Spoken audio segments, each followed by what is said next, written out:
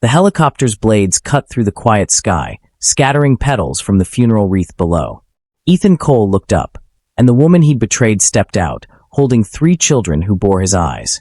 It began with a sound no one expected at a funeral, the roar of helicopter blades slicing through the silent gray sky. The guests turned. Black suits shimmered under the drizzle as murmurs rippled across the courtyard of St. Augustine's Cathedral. Billionaires, senators, media moguls, all gathered to mourn the man whose fortune built cities. But in that moment, no one was thinking about the deceased. They were thinking about her. The helicopter hovered for a breath, then descended slowly onto the wet gravel of the churchyard. The wind scattered petals from the flower arrangements, and umbrellas tilted under the force. Cameras flashed, journalists whispered, and Ethan Cole, the only son of the late Richard Cole, froze in disbelief. From the helicopter, a woman stepped out. Her black dress moved like smoke around her legs. Her hair, long, unbothered by the storm, framed a face that time had only refined. Behind her, 3 children followed. 3 identical boys, no more than 5, in tiny suits, each holding her hand. The sight was enough to still every heartbeat. Who is that?" someone whispered. Ethan knew. He knew before his mind could catch up to his body. Maya Rivers. The woman he'd left 6 years ago for a life of luxury, and for a model who later divorced him with half his fortune. The woman he'd once promised forever, then left with nothing but unanswered messages and a heart full of rain. And now she was here, at his father's funeral, with triplets who shared his eyes. Ethan's fingers trembled as he adjusted his tie. His jaw clenched, and the distant rhythm of the rain seemed to mock him. He wanted to walk away, pretend she was just a ghost from a life he'd buried. But something, pride, guilt, maybe both, rooted him to the ground. The crowd parted as she walked toward him, the triplets keeping pace. Every step she took seemed to silence the noise around them. When her eyes finally met his, time broke. For a moment, he wasn't the billionaire heir. He was just the man who'd broken the one person who ever saw him before the money. "Hello, Ethan," she said quietly, her voice soft but steady. "Maya," he breathed. What are you doing here?" She looked toward the casket at the front of the church. "Paying my respects. Your father was a good man." He swallowed hard. "You came in a helicopter." It was the only way to get here in time. He almost smiled, almost, but then his gaze fell to the boys. They were staring at him. All 3. Same brown eyes, same slight dimple on the left cheek. The one his mother used to call the Cole mark. And suddenly, the air left his lungs. "Maya," he whispered again, his voice breaking now. "Who are they?" She looked down at her sons, then back at him, her expression calm, but her hands trembling. "They're mine," she said softly. Then, after a long pause that seemed to stop time itself, "And yours." Gasps spread through the mourners like wildfire. Ethan's assistant shifted awkwardly, and his late father's business partner coughed into his hand to hide a smile. Ethan didn't respond. He couldn't. 6 years of buried memories began to surge like a broken dam. He saw their tiny apartment, the one they'd shared before his father forced him to choose. Her or the empire. He saw her crying in the rain the night he left, clutching his old sweatshirt. He saw the text message he never replied to, "I'm pregnant." And now, 3 children stood before him, proof that the past never really dies. Maya turned toward the casket. She didn't come for drama. She came for closure. Her sons needed to know where they came from, even if their father didn't deserve it. She kneeled with them beside the coffin, whispered a prayer, and crossed herself. Her voice trembled slightly when she said, "He would have wanted peace." Ethan's heart twisted. His father adored Maya. She'd been like the daughter he never had. Even after Ethan left her, Richard Cole kept sending her birthday cards. Ethan never knew that until years later, when it was too late to apologize. As she stood, the triplets each placed a white rose on the casket. The oldest one looked up at Ethan. "Are you my daddy?" The question fell like thunder. Maya froze. Ethan's lips parted, but no sound came out. The crowd was dead silent. The priest shifted uncomfortably. Maya's eyes filled with tears she'd promised herself she wouldn't cry. She took the boy's hand and whispered, "Not now, sweetheart." Then she turned to leave. As she walked back toward the helicopter, the crowd buzzed again. Whispers, camera flashes, chaos. But Ethan didn't hear any of it. All he heard was the faint sound of his father's voice in memory. "Don't wait until you lose everything, son, to understand what matters." And for the first time in years, Ethan felt that truth sink in like cold water. He had money, fame, power. But the woman he truly loved had come back not for him, but for goodbye. And those 3 children, those beautiful children, might be the only thing left of the life he threw away. As the helicopter lifted off again, its blades scattering the funeral flowers, Ethan watched in silence. Tears finally broke past the wall he'd built around his heart. And deep down, he knew this funeral wasn't just for his father. It was for everything he had killed inside himself long ago. The funeral was over, but Ethan couldn't move on. Every conversation blurred into background noise. Every condolence felt like mockery. His assistant, Jonah, leaned in. "Sir, the woman, Maya. She's staying at the Grand Lysander." "Should I?" Ethan didn't even let him finish. "Get the car." Minutes later, the black Bentley cut through the drizzle, past glass towers and gray skies. His mind raced faster than the car. 3 children. My eyes. Her voice. 6 years. When he arrived at the hotel, reporters were already there, flashes bursting, voices shouting. "Mr. Cole, are the rumors true? Did she really have your children? Is this why your ex-wife left you?" Ethan pushed through without a word. He wasn't ready for the world to know. He wasn't even ready to face himself.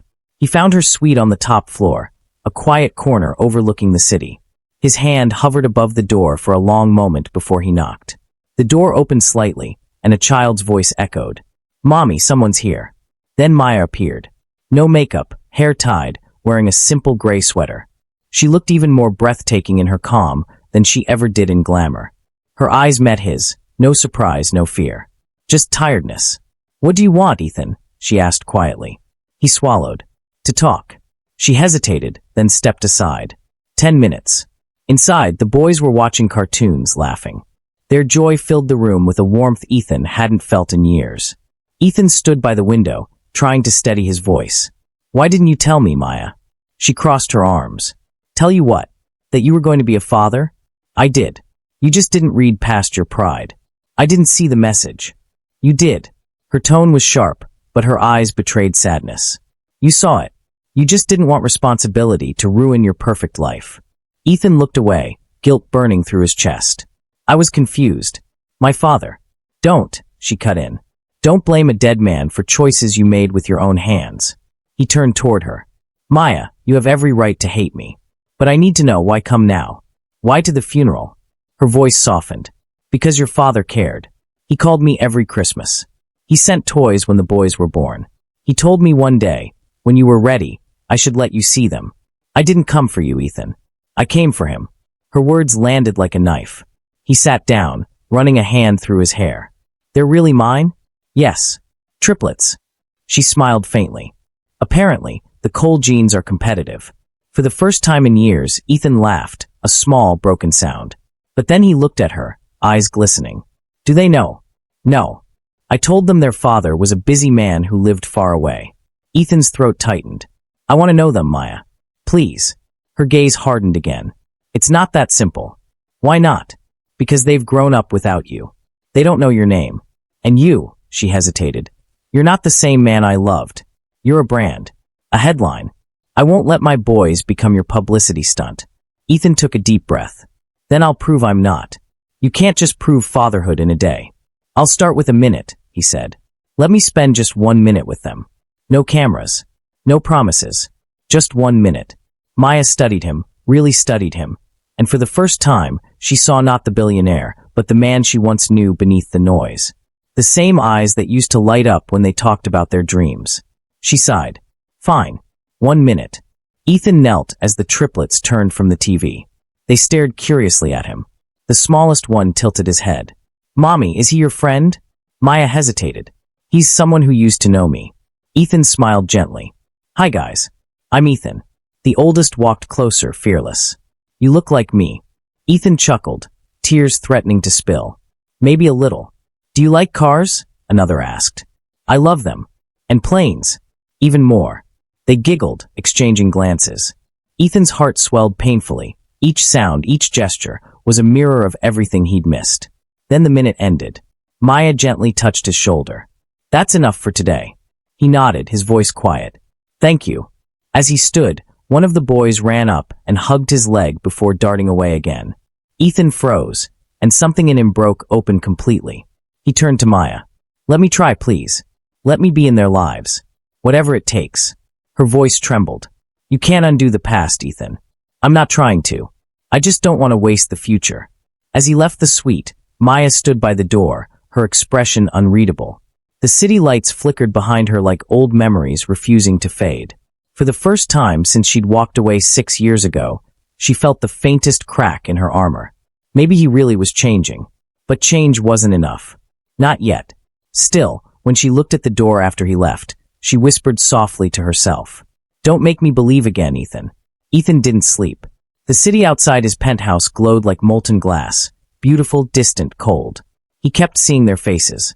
The triplets. Their small smiles. Their laughter. He scrolled through old messages, the one from Maya, unread until too late. Ethan, I need to tell you something important. Please don't shut me out. He had shut her out. Now the words haunted him. He grabbed his phone, typing. Maya, let me do something. Anything. Please. He didn't send it.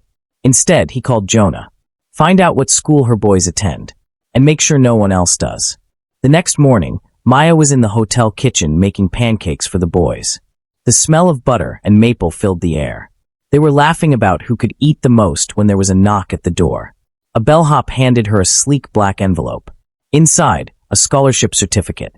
Full tuition for all 3 boys at one of the best schools in the city, with a discreet note. No publicity. Just a father's duty. Her hands trembled. For a moment, the old warmth flickered. The Ethan who once surprised her with small, quiet acts of kindness. Then her chest tightened. This is how he fixes things. With money. She tore the note in half and dropped it into the trash. Later that day, Ethan was waiting in the lobby. Maya nearly turned back when she saw him. You went too far, she said flatly. I was just trying to help. Help. Her voice rose. By buying your way back into their lives. He lowered his head. That's not what I meant. Then what did you mean, Ethan? You think a scholarship pays for sleepless nights? For questions I couldn't answer. He stayed silent. Her voice cracked. You weren't there when they had fevers. When they asked if their dad was in heaven. When I couldn't afford medicine. You can't throw money at ghosts. Ethan's throat burned. You're right. That quiet admission disarmed her. I can't fix the past, he said softly. But I can be here now. Not as a billionaire. Not as a headline. As their father. Maya's eyes glistened. You think it's that easy? No, he said. But it has to start somewhere. They stood in silence. People in the lobby passed around them. Strangers carrying stories that didn't matter. Maya finally sighed. You don't understand, Ethan. I built my life around protecting them from disappointment. I can't risk that again. Have you ever tried to make things right, only to realize love can't be bought, only earned? Tell me in the comments if you think Maya should trust Ethan again or keep protecting her heart. Saturday morning came with soft sunlight and hesitant hope. Maya stood by the window of her rented countryside cottage, the one Ethan had arranged years ago for his father's retreats. She hadn't realized until now that it still belonged to him. A black SUV pulled up the gravel driveway. Ethan stepped out, dressed simply this time, no suit, no arrogance. Just jeans, a sweatshirt, and an unsure smile. The triplets ran to the window. Mommy, the man's here. Her heart thudded. Okay, boys. Be polite. They swung the door open before she could reach it. Hi, shouted Liam, the boldest of the 3. Do you have snacks? Asked Noah. Are you staying long? Added Leo, the quiet one. Ethan laughed, a sound so real it startled even him. I brought snacks. And games. If your mom says it's okay. Maya crossed her arms, though her lips fought a smile. We'll see. The hours that followed were unexpectedly warm. Ethan built a paper airplane with them, only for it to hit the lamp. He tried baking cookies, burned half. He joined a game of tag and fell into the grass, groaning dramatically. The boys couldn't stop laughing. Maya watched from the porch, hiding her laughter behind her coffee mug. He looked ridiculous. And wonderful. At one point, he looked up and caught her watching. Their eyes met, an old rhythm awakening. She looked away quickly, flustered. Later, as they all sat eating ice cream, Leo looked at Ethan seriously. Are you going to leave like other grown-ups? Ethan froze. Maya's eyes widened. He swallowed hard. No, he said softly. I left once. I'm not doing that again. In the evening, Maya and Ethan took a walk while the boys played by the pond. The air smelled of pine and rain-soaked earth. Crickets sang between their silences. You're good with them, she said finally. I don't deserve to be, he admitted. Maybe not. But they like you. He looked at her. Do you? Maya laughed softly, shaking her head. Don't start. He smiled faintly. I'm not asking for anything. Just to know if you still see me as the man who broke you. She stopped walking. You didn't just break me, Ethan. You changed me. Her voice trembled. I had to become strong because you made weak look like love. The words stung, but he nodded. And I had to lose you to understand what love really costs. For a moment, the air between them held everything they never said. As the sun began to set, the boys raced near the pond's edge. Maya turned at the sound of splashing. Leo had slipped on the wet grass. Before she could move, Ethan was already there, diving into the shallow water. He pulled Leo up, coughing but safe. Maya rushed over, panic in her eyes. Leo, are you hurt? The boy clung to Ethan's neck. No, Mommy. Daddy saved me. The word hit like thunder. Silence fell. The other boys looked up, confused. Maya froze. Ethan blinked, stunned, but said nothing. He just held the boy tighter, eyes glistening. That night, when she tucked the boys into bed, Leo whispered sleepily, I like Daddy. She kissed his forehead, heartbreaking and healing all at once. Me too, baby. Me too. Later, she stepped outside to find Ethan by the fire pit, drying his jacket. He smiled when she approached. He's okay. She nodded. He's fine. They sat in silence, the firelight flickering across their faces. I didn't tell them, he said quietly. It just happened. I know, she replied softly. He saw something in you that I almost forgot existed. He looked into the flames. You said once that love doesn't disappear, it just hides until we're brave enough to look again. Remember? She nodded slowly. I was younger then. Maybe braver too, he said. She smiled faintly. And you were humbler. He chuckled. Working on that. The fire popped. The night was still. Maya turned to him, her voice barely a whisper. Ethan, don't make me believe again unless you mean to stay. He met her gaze. Then I'll stay. That night, when she went to bed, she couldn't sleep. His laughter still echoed in her mind. His eyes, softer now, haunted her. She knew she shouldn't trust him. Not yet. But the walls she'd built around her heart had begun to crumble. In another room, Ethan lay awake too, listening to the sound of small footsteps padding in the hall, his sons. His family. For the first time in years, he whispered into the dark. Thank you, Dad, for bringing them back to me. Do you believe people can truly change, or do second chances only reopen old wounds? Drop your thoughts in the comments. Should Maya open her heart again, or guard it a little longer? Sunlight spilled through the curtains of the cottage, painting everything gold. The boys were outside, building a fort with branches and laughter. Inside, Maya made breakfast. Ethan came in quietly, hair messy, wearing one of his old t-shirts she'd found in the drawer. It felt strangely normal, too normal. Good morning, he said, his voice warm. She smiled faintly. You cook, I'll clean? He grinned. Deal. For a few precious minutes, they moved around each other in quiet rhythm, like a memory playing in real time. It almost felt like a family again, until Maya's phone buzzed on the counter. The message froze her blood. Breaking, billionaire Ethan Cole's secret family exposed. Photos surfaced from countryside getaway. Her hands shook. Oh no. Ethan read over her shoulder, color draining from his face. Outside, the faint sound of drones hummed in the air. Who told them? Maya demanded, panic sharpening her tone. Ethan grabbed his phone, calling Jonah. I don't know, but I'll find out. Maya stepped back, anger flashing in her eyes. You promised. No cameras. No exposure. I didn't do this, Maya. Then who did? I don't know. Someone from the estate, maybe. They must have followed the car. She turned away, shaking her head. I told you this would happen. This is exactly what I feared. Maya, please, I'll fix it. Her voice trembled. You can't fix this. The boys are trending online. Ethan froze. What? She showed him the screen, their photos, their faces blurred but recognizable. He clenched his jaw. I'll make it disappear. You can't make memories disappear, Ethan, she whispered. And you can't buy silence forever. Ethan followed her outside, where she stood near the pond, the same spot where Leo had fallen days earlier. Her back was rigid, her voice low. When you left, she began, the first thing I learned was that your love came with conditions. You loved me when it was easy, when no one was watching. The moment it threatened your image, you chose them over me. Ethan swallowed hard. I was scared. Of what? Of being like my father. She turned. He was a good man, Ethan. He shook his head. Not to me. You didn't see the other side. The pressure, the control. He used love as a leash. I didn't want to repeat that, but I became worse. I used distance instead of discipline. I left before I could fail. Maya's expression softened slightly. And now I realize failure would have been staying away.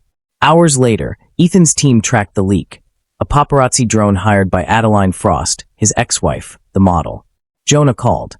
She gave the photos to the press, Ethan. Says she wants her side of the story out. Ethan's grip tightened. She's framing Maya? Yes. Claims Maya's manipulating you for money. Ethan slammed his phone shut, fury in his eyes. Maya looked up from across the room, reading his face. What now? He exhaled. Adeline. She's behind this. Maya froze. She's not over you. She never was with me, Ethan said bitterly. Just with what I represented. He looked at Maya with a fire that hadn't been there in years. I'm not letting her destroy you. Not again. That evening, reporters camped outside the cottage. Ethan's security blocked them, but questions still echoed through the fences. Maya held the boys close, her patience cracking. They can't even play outside. Ethan came up beside her. Pack your things. You're coming with me. To where? Somewhere private. Somewhere safe. She hesitated. Running away doesn't solve anything. I'm not running, he said. I'm protecting what's mine. Her eyes widened slightly at his words. What's yours? He met her gaze. You. Them. Us. Whatever's left of it, I'm not losing it again. The conviction in his voice left her breathless. After a long pause, she whispered, one night. That's all. The drive back to the city was long and quiet. The boys slept in the back seat, the hum of the road filling the silence. Maya looked out the window. Do you ever wish you'd just stayed normal, Ethan? He smiled sadly. Every day. Then why didn't you? Because I mistook success for healing, he said softly. I thought if the world clapped for me, the silence inside me would go away. Maya turned to him, her expression tender but tired. And did it? He glanced at her. No. It only got louder. She looked down, voice barely a whisper. Then maybe it's time you stopped performing. Their eyes met. Something shifted again, not forgiveness yet, but understanding. Back at Ethan's penthouse, Jonah greeted them with guarded urgency. The press will calm down in a day or two, but Adeline's going public on an interview tomorrow. She'll spin it. Ethan's jaw tightened. Then I'll go on record first. Maya frowned. What are you doing? Telling the truth, he said. For once. Maya's hand trembled slightly. That truth includes me. And them. Yes, he said gently. And it always should have. She stared at him, at the courage, the risk. For the first time, she saw not the billionaire, not the man she feared, but the man who was finally ready to lose everything for what mattered. Would you risk your reputation to protect someone you once lost? Let me know in the comments. Is Ethan's decision brave or reckless? The next morning, sunlight spilled across the penthouse suite. For the first time in 6 years, Ethan and Maya woke to a quiet rhythm. The soft hum of the city below, the boys' laughter echoing in the hallway. Ethan made pancakes while Maya prepared lunches for the boys' school. They moved around each other without words, their gestures speaking volumes. No grand declarations, no awkward apologies. Just presence. The boys watched, fascinated. Dad, can you do this? Liam asked as Ethan flipped a pancake. Ethan grinned. Of course. But only if you help me. Noah and Leo joined in, spilling flour, giggling uncontrollably. Maya's laughter followed theirs, lighter than it had been in years. Later, while the boys napped, Maya and Ethan sat on the balcony with cups of tea. You scared me when you came back, Maya said quietly. I know, Ethan admitted. I was terrified I wouldn't be enough. Do you even know what that means? To be enough? She asked. He nodded slowly. It's not about money or status or gifts. It's about showing up. Every day. Even when it's hard. Her eyes softened. Then maybe, you're finally learning. He smiled faintly. I hope so. For a long moment, neither spoke, letting the silence carry what words could not. The boys woke up, bursting with energy. Ethan suggested a trip to the park. Maya hesitated, but saw how excited they were. Finally, she relented. In the park, Ethan ran with the boys, lifted them on swings, and played tag until they collapsed in the grass, laughing and panting. Maya watched from a distance, feeling a mix of awe and fear. Could this be real? At one point, Ethan caught her gaze and winked. See? I can do ordinary dad things too. She smiled, though a flicker of worry lingered. Just don't forget this is still complicated. That evening, after the boys were asleep, Ethan and Maya sat on the couch. You know, she said quietly, I was angry for a long time. Not just at you, at myself. For letting myself hope. I understand, he replied. I lost my chance, but I'm not losing them again. She looked at him, searching for sincerity. And what about us? Ethan hesitated. I can't promise perfection, but I can promise effort. And presence. And honesty. Always. Maya studied him, seeing his raw vulnerability. Then maybe I can try again too. Carefully. Over the next few days, the boys grew closer to Ethan. Leo, once shy, held Ethan's hand while walking to school. Noah shared secrets only a father could understand. Liam challenged him to races, laughing as Ethan pretended to lose. Maya noticed small changes in herself too. She laughed more freely, allowed Ethan to carry some of the responsibility, and felt her heart soften just enough to imagine a shared future. One evening, while Ethan was reading the boys a bedtime story, Maya watched from the doorway. She whispered softly, almost to herself, I think he's really trying. Ethan and Maya found small pockets of time for themselves. A quiet dinner in the kitchen. A walk along the rooftop terrace. Shared smiles over spilled coffee. No grand gestures. Just presence. In one tender moment, Ethan reached for her hand. She didn't pull away. You're really here, she whispered. I'm not going anywhere, he said. It felt like a promise, small and fragile, but stronger than anything either had dared to hope for in years. That night, as the city lights sparkled below, Ethan and Maya sat together on the balcony. The boys slept peacefully inside. Maya leaned on his shoulder. Do you think we can really make this work? Ethan kissed her temple softly. We already are. One step at a time. She closed her eyes, feeling a rare sense of calm. And for the first time in years, she allowed herself to hope, not recklessly, not blindly, but carefully, intentionally, for a future that could finally be theirs. Can healing happen if both sides are willing to try? Share your thoughts below. Do you think Maya and Ethan's bond can survive the challenges ahead? 3 weeks had passed since Maya and the boys moved temporarily into Ethan's home. Their laughter filled the once empty penthouse. Ethan had cleared a room for the triplets, filled with toys, books, and little airplanes. Everything seemed right. Almost too right. That morning, Ethan had to attend a press conference for his company's expansion. He left early, kissing each boy's forehead and nodding politely at Maya. I'll be back by evening, he promised. Maya smiled faintly. Don't get lost in the cameras again. He chuckled, unaware how prophetic her words were. At noon, Maya received a call from her friend Clara. Have you seen the news? Maya frowned. What news? Turn on Channel 7. The screen lit up with footage of Ethan standing beside a tall woman. The model, Isla. The one who had come between them years ago. Reporters swarmed, microphones thrust forward. Mr. Kane, are you back together with Isla Mendez? Ethan smiled politely, saying nothing as Isla looped her arm through his for the cameras. Maya's stomach twisted. She muted the television, staring at the frozen image, his silence, her smirk, the insinuation. The fragile trust she'd been rebuilding cracked in an instant. By the time Ethan returned that evening, the penthouse felt like a ghost house. Maya was packing the boys' clothes. He froze in the doorway. What are you doing? She didn't look up. You tell me. Is this about the press conference? She turned sharply, eyes blazing. Don't insult me. I saw the footage. You said nothing while she clung to you like. She showed up uninvited. I didn't want to cause a scene.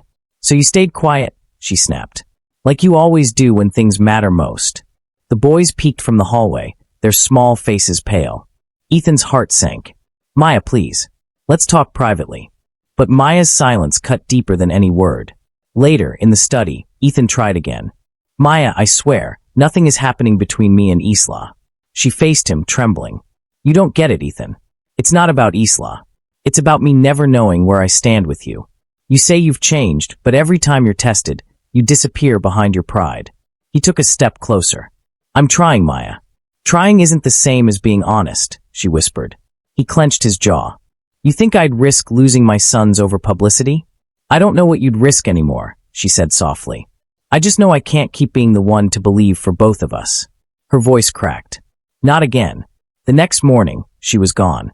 The boys' toys were missing, their laughter replaced by silence. A note sat on the counter. Just one line. I need to protect them from what breaks me. Ethan's hands shook as he read it over and over. He called her. No answer. He texted.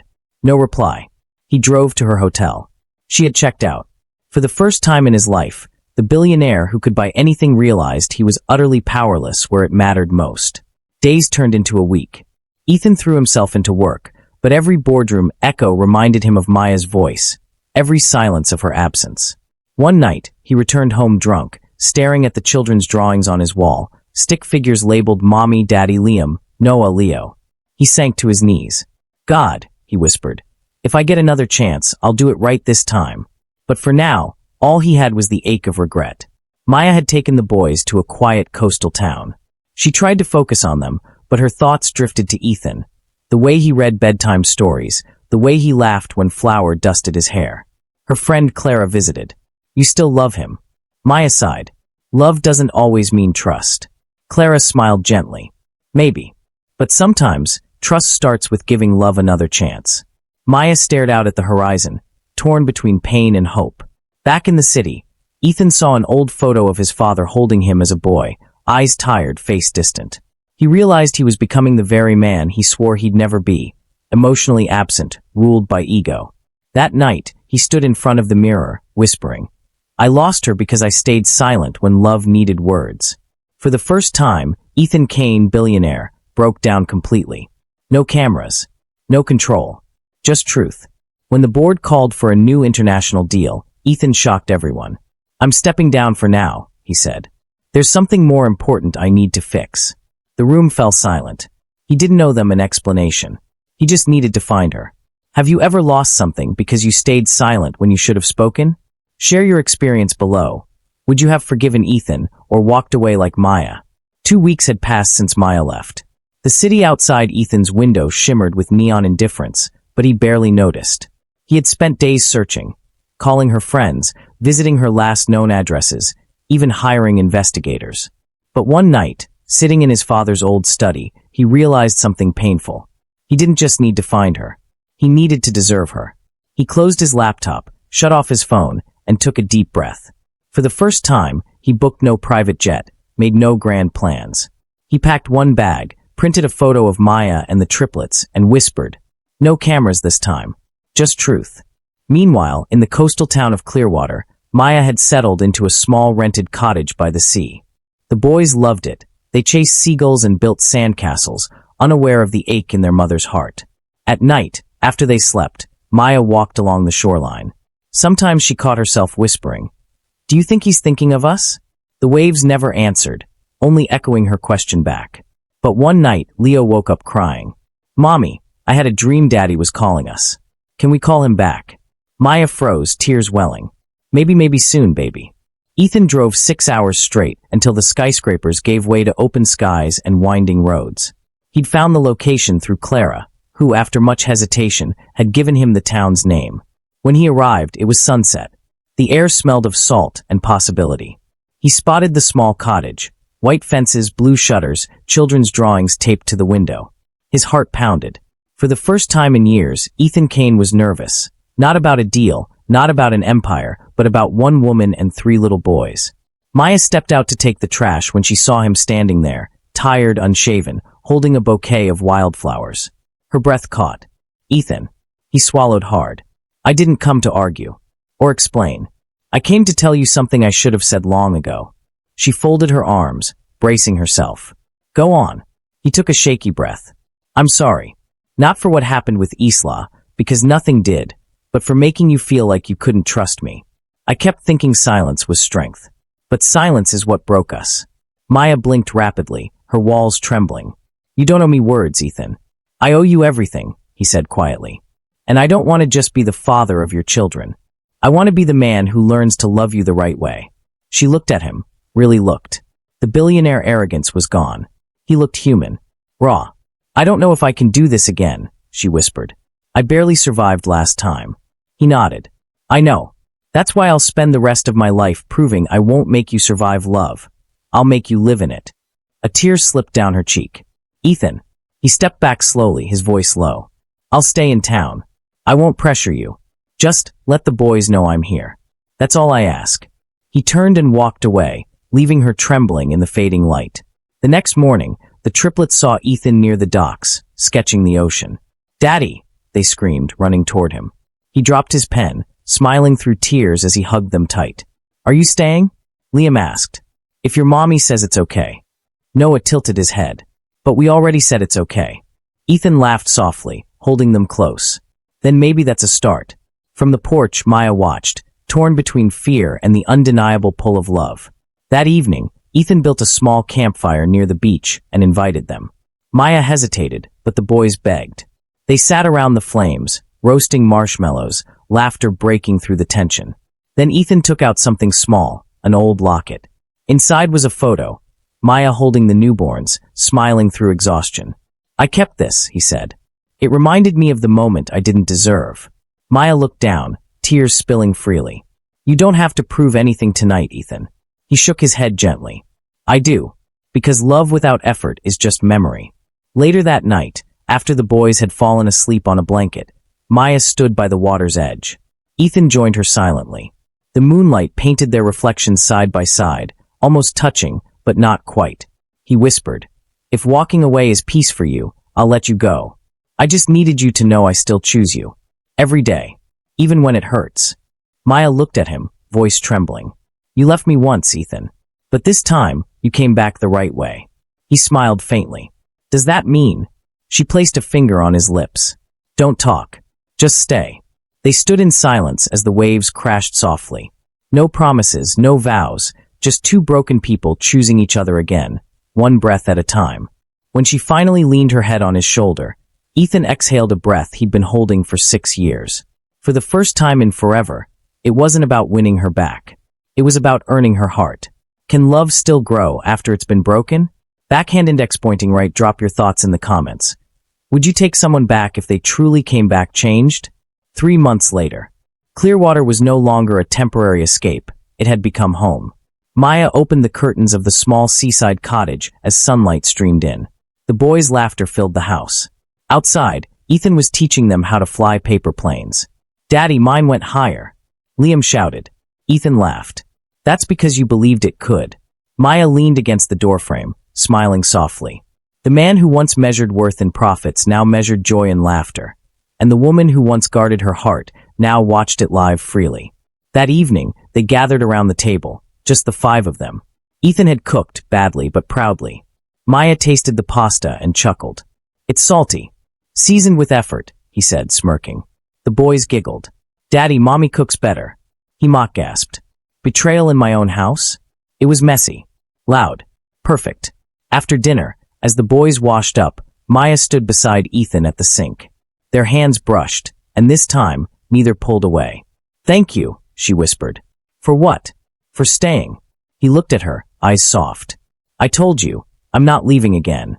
The next morning, Ethan surprised them with a framed picture, a photo he'd secretly taken weeks earlier. It showed all 4 of them on the beach, barefoot, wind in their hair, laughter caught midair. At the bottom, he'd written, "Home isn't a place. It's people." Maya traced the words, tears welling.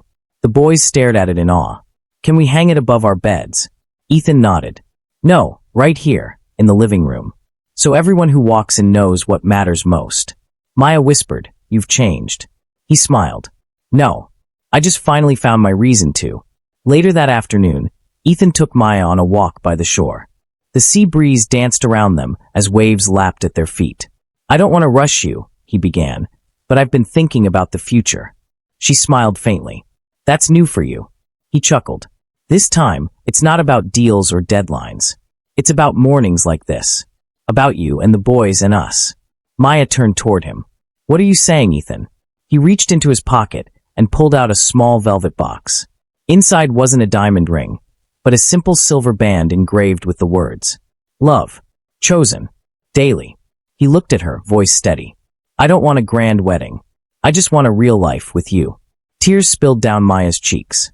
"You always knew how to surprise me." "Then say yes," he whispered. "Not to forever, but to today." She nodded, smiling through tears. "Yes, to today." That night, Ethan sat alone for a moment after tucking the boys into bed. He stared at the framed photo of his own father, stern, distant, unreachable. Then he glanced toward the bedroom, where the triplets slept peacefully. "I'm going to do it right this time, Dad," he murmured. No more silence. He switched off the light, whispering into the darkness, "I love you, boys." A small voice replied sleepily, "We love you too, Daddy." And in that soft exchange, generations of pain finally ended. Weeks later, Ethan took Maya and the boys to his father's old estate, now renovated into a charity home for single mothers and children. The plaque at the entrance read, "The Kane Foundation for New Beginnings." Maya stared at him in awe. "You turned his legacy into hope." He smiled. "I just wanted to build something worth inheriting." She reached for his hand. "You already did." The boys ran ahead, laughing as the wind lifted their paper planes into the sky. Ethan and Maya watched them soar, their fingers entwined. That evening, they all sat on the rooftop terrace, watching the sun sink below the horizon. Maya leaned into Ethan's chest. "Funny how everything started at a funeral." He laughed softly. "And ended with life." She tilted her head. "Do you ever think about what would have happened if I never showed up that day?" He smiled faintly. "Then my world would have stayed dead, even if I was alive." She kissed him gently, whispering, "Then maybe some storms are worth walking through." As the last rays faded, Ethan watched the boys chasing fireflies and whispered the same words he'd once said in the dark, broken part of his life. No cameras, no control, just truth. Maya smiled, repeating it softly. Just truth. They kissed again, not like lovers trying to forget the past, but like two souls who had finally made peace with it. Months later, a video of their charity home went viral. The world called it the Billionaire's Redemption. But those who knew the real story called it something else, the day love learned to speak. Because silence had once broken them, but honesty rebuilt them. And when Maya was asked in an interview what made her take Ethan back, she smiled and said, "Because he stopped saying I'll change, and started showing he had." What does real love mean to you, words or actions? Comment your answer below, and share this story with someone who believes in second chances. Red Heart.